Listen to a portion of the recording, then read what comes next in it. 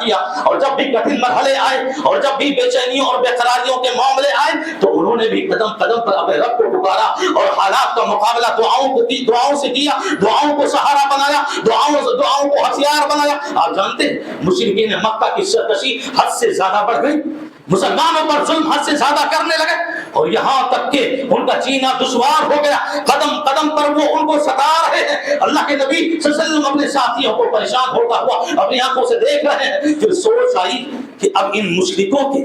ان کفار کے اور مکہ کے اندر رہنے والے ان ظالموں کے غرور کو، تکبر کو اور ان کے گھمنڈ کو کچلنا اب بہت ضروری ہے۔ پیغمبر صلی اللہ علیہ وسلم نے فوراً دعا کو اپنا ہتھیار بنایا اور ہاتھ اٹھائے اللہ رب العزت کی جانب اور کہا اللہم اعنی علیہم بسبع کسبع یوسف، اے پروردگار تو ان پر قحط سالی کو ایسا ہی مسلط کر دے جیسا کہ تو نے یوسف علیہ السلام کے زمانے میں قحط سالی کو مسلط کیا تھا۔ اور پھر وہ سوکھا پڑا، وہ قحط سالی آئی کہ کفار کو، مشرکین کو، مکہ کے اندر رہنے والے ظالموں کو بھوکمری سے درختوں کے پتے چبانے پڑے، مردار جانوروں کے گوشت کھانے پڑے، اور بھوک کی شدت کا یہ عالم تھا کہ آسمانوں کی جانب اپنی نگاہ اٹھاتے تو دھواں ہی دھواں نظر آتا تھا۔ ابو سفیان جو اس وقت مسلمان نہیں ہوئے تھے وہ دوڑتے ہوئے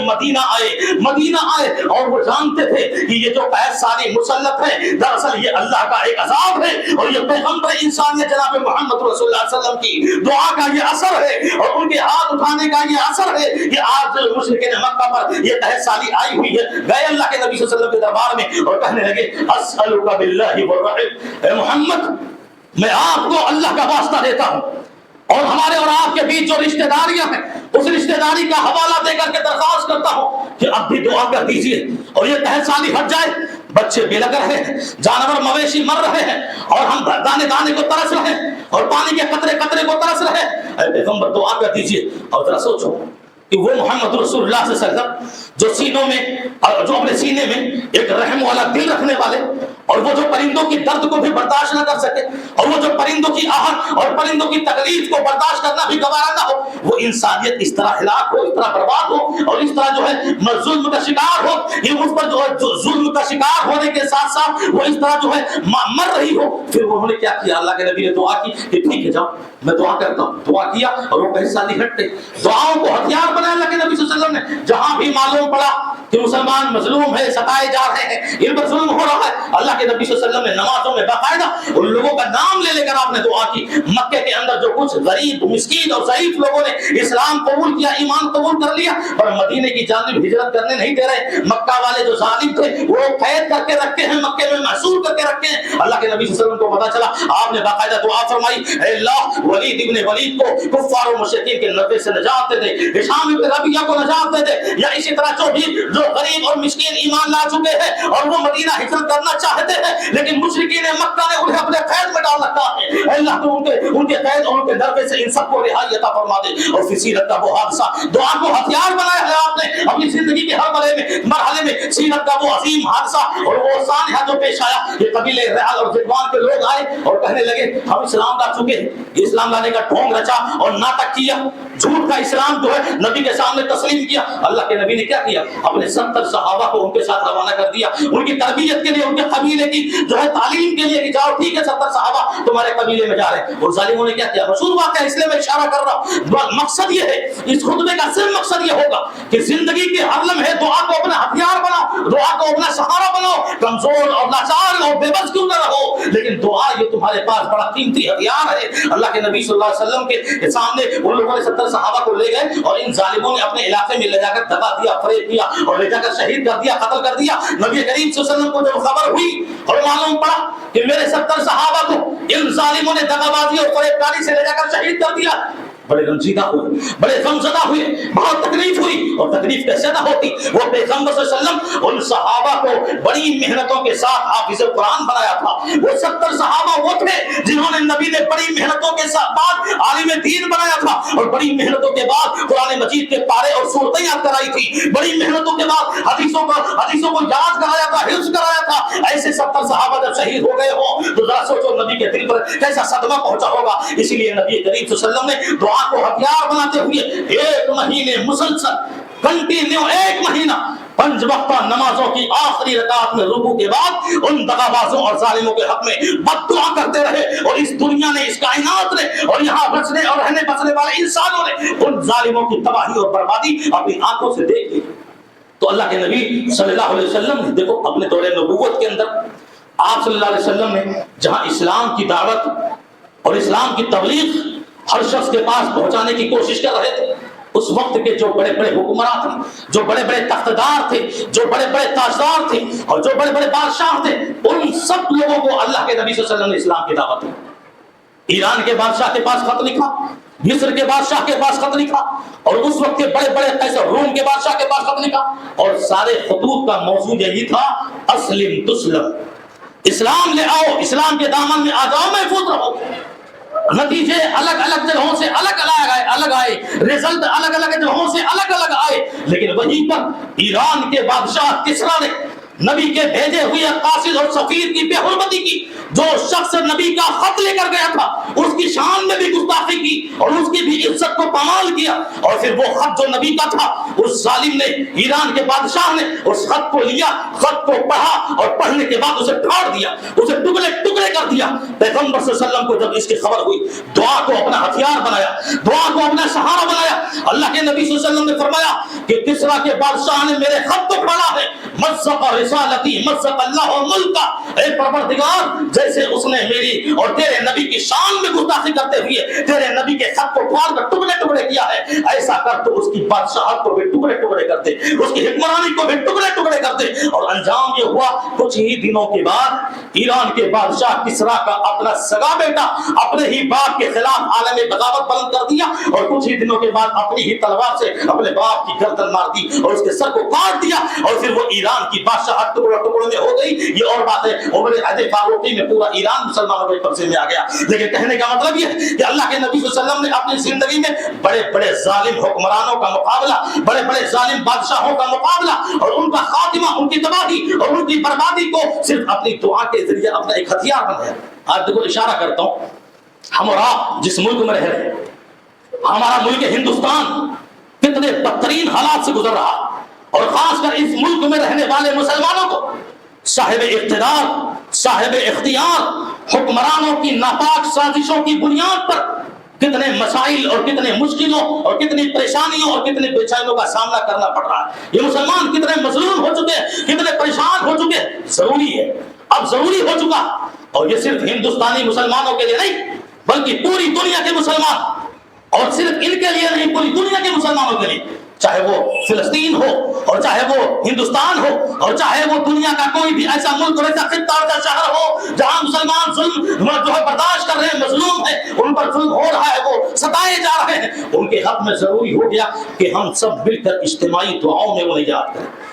واللہ میں نے آج آپ کے سامنے خطبے جمعہ کے لیے نا دوسرے ٹاپک کو عنوان کو منتخب کیا تھا، چنا تھا۔ رات میں مولانا منصور صاحب نے فلسطینی یا مظلومین جو مسلمان ہیں پوری دنیا کے اندر، ان کے حق میں دعائے امن و عافیت کی درخواست کرنے کی بات کہی، جو ہر مسلم کے دل کی ایک طلب ہوتی ہے۔ فوراً میں نے اپنے ٹاپک کو بدلا اور اسی دعا کو بھی اپنا ہتھیار بنایا۔ آج دنیا کے اندر، پوری دنیا میں یہ ہمارے جو دشمن ہیں، تلواریں تقسیم کریں، ترسولیں تقسیم کریں، گولے بارود تقسیم کریں، بندوقیں تقسیم کریں، جو تقسیم کرنا چاہتے ہیں کریں، لیکن یاد رکھو اس منبر رسول سے ہمارا مذہب، ہمارا دین، ہمارا اسلام ہمارے ایک ایک بچوں میں صرف ایک ہتھیار دینا چاہتا ہے، ان کے ہاتھوں میں صرف ایک ہتھیار پکڑانا چاہتا ہے، اور وہ دعا کا ہتھیار ہے کہ دعا کو ہمیشہ یاد رکھو، اللہ کو ہمیشہ یاد رکھو، اسے پکارتے رہو، اسے بلاتے رہو۔ حالات ایک جیسے نہیں ہوتے، ایک نہ ایک دن آئے گا، ایک دن نہ ایک دن آئے گا، اجتماعیت کے ساتھ دعا کرو گے پوری دنیا کے مسلمان۔ اللہ کی قسم،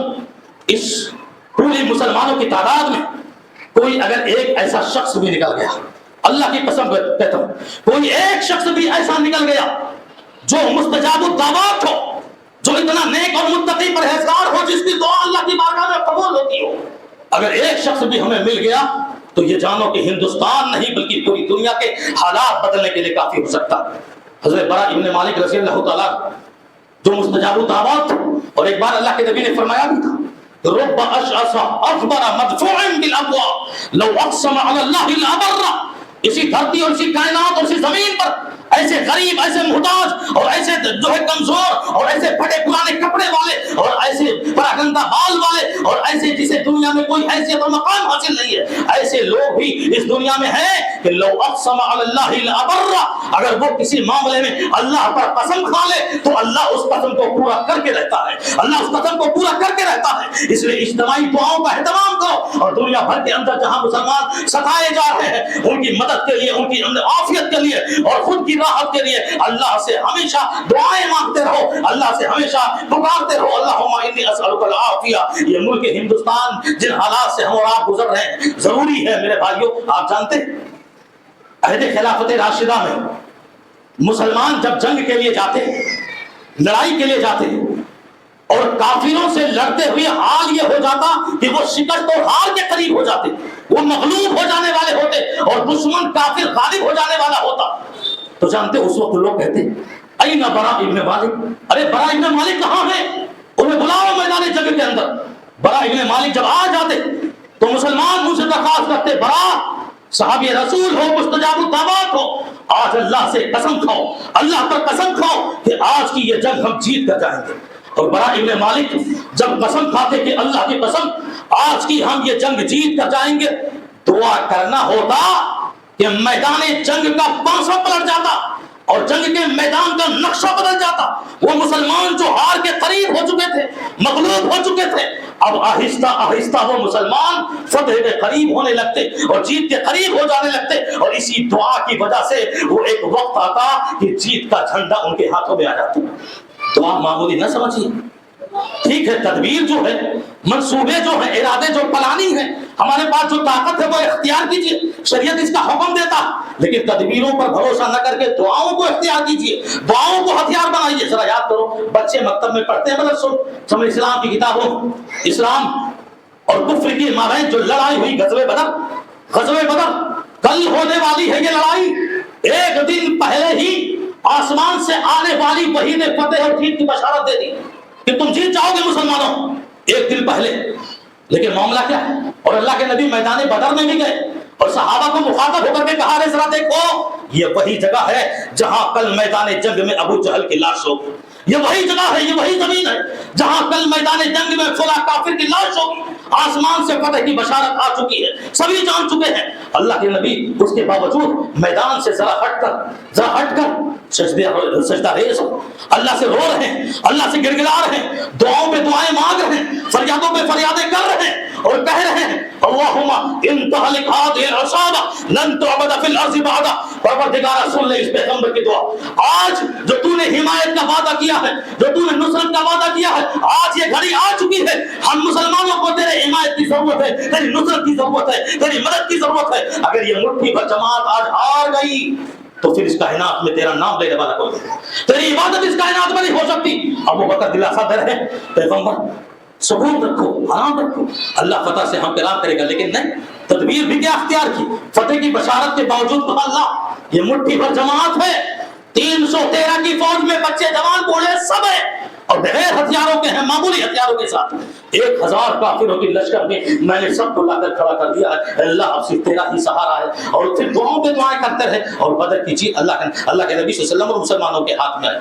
تو اب یہ اشارہ دینا مقصود ہے کہ دعا ہم سب کیوں بھول رہے ہیں۔ آسیہ ہماری ماں اور بہنیں بھی ہیں نا یہاں خطبہ سنتی، یہ اپنے رب کو کتنا یاد کرتی، اپنے گریبان کو ٹٹولے اور اپنے ضمیر کو دیکھیں کہ حالات جب نازک آتے ہیں، حالات جب بگڑتے ہیں، بیماریاں آتی ہیں، بے اولاد رہتی ہو، نہ جانے کہاں کہاں کا چکر لگاتی ہو، نہ جانے کہاں کہاں میلوں کا سفر کرتی ہو، اللہ کہتا ہے وَإِذَا سَأَلَكَ عِبَادِي عَنِّي فَإِنِّي قَرِيبٌ، اے پیغمبر میرے بندوں کو بشارت دے دو، میری بندیوں کو بشارت دے دو کہ 2 کروڑوں میل کا سفر کرنے کی ضرورت نہیں، درگاہوں میں زیادہ بتانے، جہاں باباؤں پیروں کے پاس جانے کی ضرورت نہیں، ارے جہاں ہو جس جگہ ہو وہی اپنے رب کو پکارو، تمہارا رب تمہاری نظروں سے اور تمہاری شہرت سے بھی زیادہ قریب ہے،